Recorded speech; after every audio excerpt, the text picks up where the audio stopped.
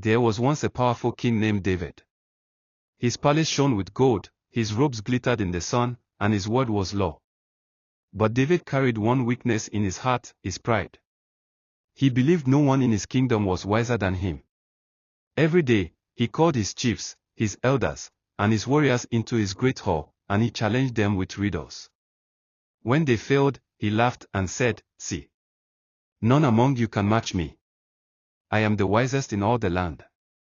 The people clapped, but in their hearts, many grew weary of the king's arrogance. One hot afternoon, King David ordered a great gong to be struck. Gong. Gong. Gong. The sound echoed through every village, every farm, every market.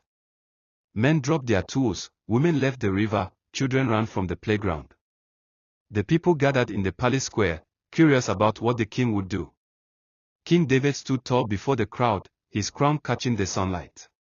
His voice thundered. "Today, I give you a riddle. Whoever can answer it shall have riches, fine clothes, and honor. But if no one can answer, then all of you must admit that I, your king, am the wisest of all." The crowd held its breath. Then the king spoke slowly. "What is the heaviest thing in the world, and what is the lightest?" A murmur swept through the people. The riddle seemed simple. A young man shouted, "A rock, your majesty." "Nothing is heavier than a rock." The king shook his head with a smile. Another cried, "Gold. Surely gold is the heaviest." Again, the king shook his head. An old man leaned on his staff and said, "A feather must be the lightest of all." The king only laughed. One by one, they tried. One by one, they failed. The king spread his arms proudly. "You see? None can answer but me. None is wiser than your king." But at the edge of the crowd stood a young girl named Anna. She was small, her dress was simple, and her hands were rough from helping her mother sell oil at the market. Yet her eyes were bright, and her heart was bold. Her mother touched her arm. "Stay quiet, child.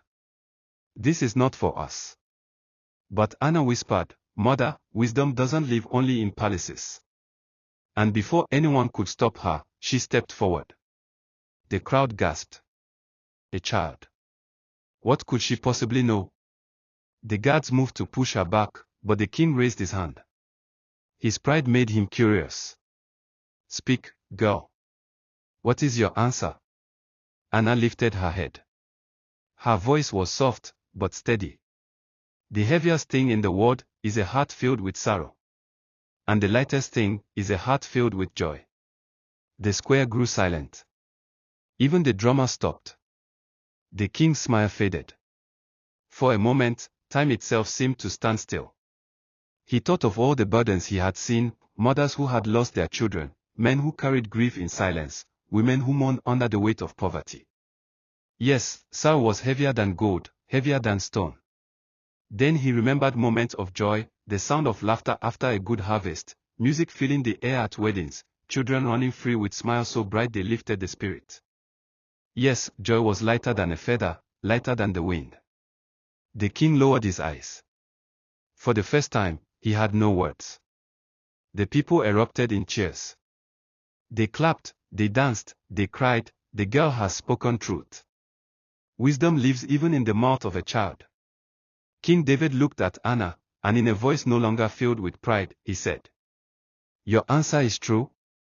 From this day, let it be known, wisdom does not sit only on the throne. It walks among the people, even in the heart of a child." He gave Anna a gift of fine cloth and a bag of coins, but more importantly, he lifted her mother from poverty so she would never struggle again. And from that day, the king changed. He no longer boasted of his wisdom, but he listened to the chiefs, to the farmers, to the women at the river, even to the children in the street. Slowly, he became a better ruler, because he had learned that a crown may command a kingdom, but only wisdom can guide it.